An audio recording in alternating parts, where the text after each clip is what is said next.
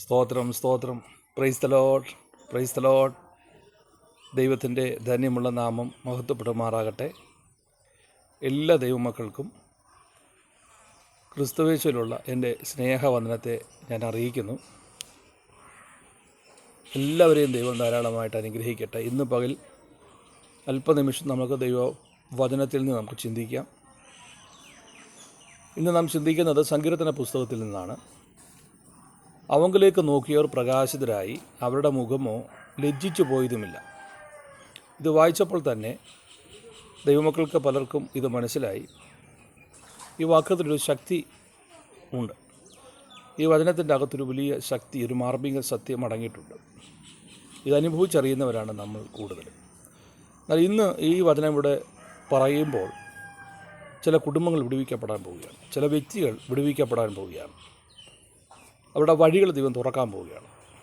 ജോലി ഇല്ലാതെ ഭാരപ്പെടുന്നവർക്ക് അവർക്ക് ജോലി ദൈവം തുറക്കാൻ പോവുകയാണ്. ഈ വചനത്തിൻ്റെ ശക്തി അവരിലേക്ക് കടന്നു ചെന്ന് അവർക്ക് ഭാവി വഴികളെ ദൈവം തുറക്കുകയാണ്. ദൈവത്തിൻ്റെ പരിശുദ്ധാത്മാവിനെ വെളിപ്പെടുത്തിയത് ഇങ്ങനെയാണ്.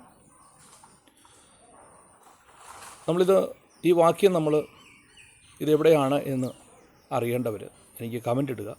ഞാൻ ആ വാക്യം നിങ്ങൾക്ക് കമൻ്റായിട്ട് രേഖപ്പെടുത്തുന്നതായിരിക്കും.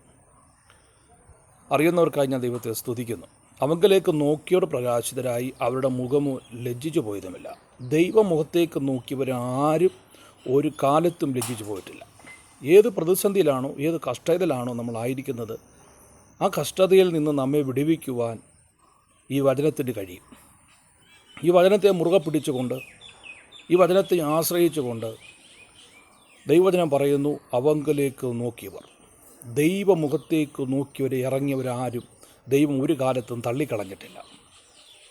ഇന്ന് പകൽ എന്നെ കേൾക്കുന്ന പ്രിയ ദൈവമക്കളെ, പ്രിയപ്പെട്ടവരെ, നിങ്ങൾ ഏതെങ്കിലും കഷ്ടതയിൽ കൂടെയോ, വേദനയിൽ കൂടെയോ, രോഗങ്ങളിൽ കൂടെയോ, ഭാരങ്ങളിൽ കൂടെ കടന്നു പോകുന്നെങ്കിൽ ഈ വചനത്തിൻ്റെ ശക്തിയെ നിങ്ങൾ ആശ്രയിച്ചുകൊണ്ട്, ഈ വചനത്തിൻ്റെ ശക്തിയെ മുറുകെ പിടിച്ചുകൊണ്ട് അവങ്കിലേക്ക് നോക്കിയവർ പ്രകാശരായി എന്ന് പറഞ്ഞാൽ ദൈവം അവർക്ക് വേണ്ടി വഴികളെ തുറന്നു. ഇവിടെ മുഖം ലജ്ജിച്ചു പോയിട്ടില്ല. ഏത് വിഷയത്തിന് മുഖത്ത് പ്രാർത്ഥിച്ചാൽ ലജ്ജിച്ചു പോവുകയില്ല. എന്നാൽ മനുഷ്യൻ്റെ മുഖത്തേക്ക് നോക്കിയാൽ നാം ലജ്ജിച്ചു പോകും. പല മുഖം തിരിച്ചു കളഞ്ഞപ്പോൾ, പലരും നമ്മെ മറന്നു കളഞ്ഞപ്പോൾ, പ്രിയരെ നിരാശപ്പെട്ടു പോകരുത്. പലരുടെയും കരം തളർന്നു പോയപ്പോൾ തളരാത്ത ഒരു കരം ദൈവവചനം പറയുന്നു, സഹായിപ്പാൻ കഴിയാതെ വണ്ണം യഹോവയുടെ കരം കുറുകിയിട്ടില്ല, കേൾപ്പാൻ കഴിയാതെ വണ്ണം അവൻ്റെ ചെവി മന്ദമായിട്ടുമില്ല. ഈ വാക്യവും അതെവിടെയാണെന്നുള്ളത് നിങ്ങൾ കമൻ്റ് ഇടുമ്പോൾ ഞാൻ ആ വാക്യം നിങ്ങൾക്ക് എഴുതി അറിയിക്കുന്നതായിരിക്കും. പ്രിയരെ, നമ്മളിവിടെ എങ്ങും നോക്കിയിട്ട് യാതൊരു പ്രയോജനവുമില്ല. നമ്മൾ ആരിലേക്ക് നോക്കിയിട്ടും യാതൊരു പ്രയോജനവുമില്ല, ഒരു മെച്ചവുമില്ല. നമ്മുടെ ആയുസ് വെറുതെ കളയുന്ന മാത്രം, ഒരു മെച്ചവുമില്ല. എന്നാൽ ദൈവമുഖത്തേക്ക് നോക്കുന്നുവെങ്കിൽ ദൈവം നമ്മളെ വിടുവിക്കും, ദൈവം നമ്മെ സഹായിക്കും. ദൈവത്തെ നോക്കി ഇറങ്ങിയവരാരും ഒരു കാലത്തും ലജ്ജിച്ചു പോയിട്ടില്ല. ദൈവമുഖത്തേക്ക് നമുക്ക് നോക്കാം. ചിലപ്പോൾ നമ്മൾ ദൈവമുഖത്തേക്ക് നോക്കും, ഒരുപക്ഷെ ദൈവത്തെ അറിയേണ്ടതുപോലെ അറിയാതെ ആയിരിക്കും നമ്മൾ നോക്കുന്നത്. അതുകൊണ്ട് പ്രയോജനമില്ല. ദൈവത്തെ അറിഞ്ഞ്, ദൈവത്തെ രുചിച്ചറിഞ്ഞ്, ദൈവത്തെ ജീവിതത്തിൽ അറിഞ്ഞ് എന്നിട്ട് നമ്മൾ ദൈവത്തെ നോക്കാൻ, ദൈവസന്നിധി മുട്ടുമടക്കി കണ്ണുനീരോടെ പ്രാർത്ഥിച്ച് 2 കരങ്ങളും ദൈവഭാഗത്ത് വെച്ച് ആ കരത്തിലേക്ക് നമ്മുടെ മുഖം വെച്ച് ദൈവസന്നിധി പ്രാർത്ഥിക്കണം. നമ്മുടെ വിഷയങ്ങളെ ദൈവസന്നിധിയിൽ ഇറക്കുക. നമ്മൾ ആരോടും നമ്മുടെ വിഷയങ്ങളും നമ്മുടെ കഷ്ടതകളും ഭാരങ്ങളും പ്രയാസങ്ങളൊക്കെ പങ്കുവെച്ചാലും അതിനൊന്നും ഒരു പ്രയോജനമില്ല. എന്നാൽ ദൈവസന്നിധിയിൽ നമുക്കെന്തും പറയാം. കർത്താവിനോട് നമ്മൾ ഏത് വിഷയവും നമുക്ക് ഷെയർ ചെയ്യാം. നമുക്ക് എന്തും ദൈവത്തോട് നമുക്ക് പറയാം. അതിന് ഏതു സമയവും കാലമോ ഭേദമൊന്നുമില്ല. ഏതു സമയവും കർത്താവിൻ്റെ സന്നിധിയിൽ നമുക്ക് ഇരുന്നു കൊണ്ട് പ്രാർത്ഥിക്കുവാൻ കഴിയും. അതാണ് ദൈവസന്നിധിയിൽ.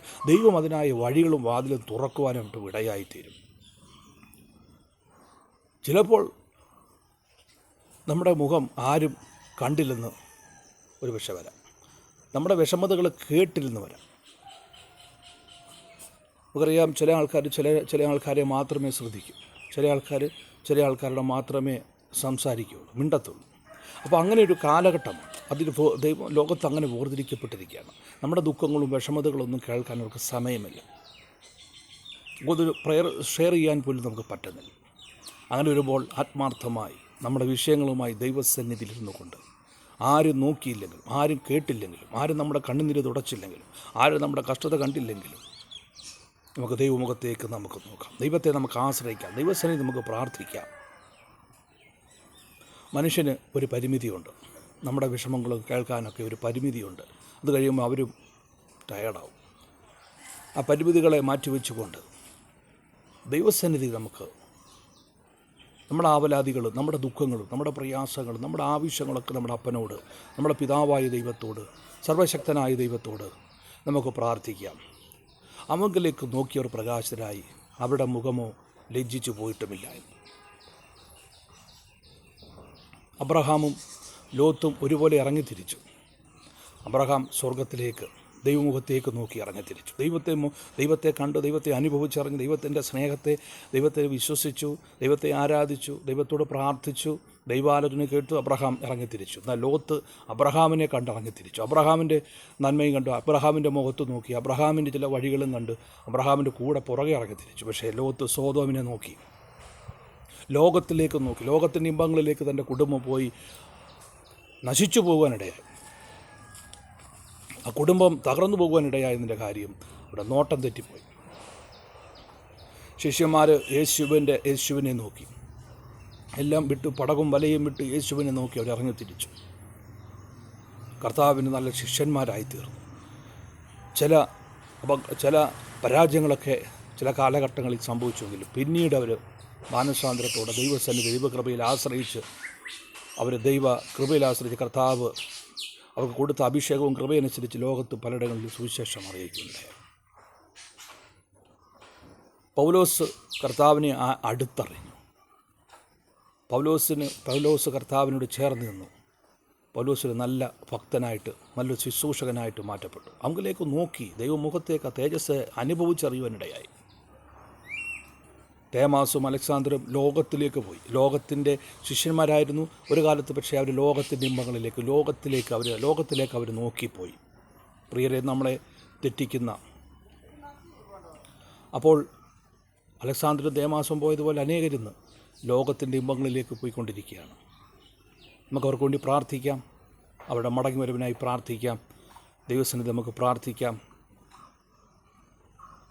ദൈവം നമ്മെ അനുഗ്രഹിക്കട്ടെ. അവങ്കിലേക്ക് നോക്കിയവർ പ്രകാശിതരായി, അവരുടെ മുഖമോ ലജ്ജിച്ചു പോയിട്ടുമില്ല.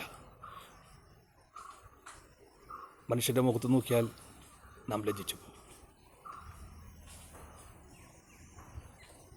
അങ്ങനെ ലജ്ജിച്ചു പോകാതെ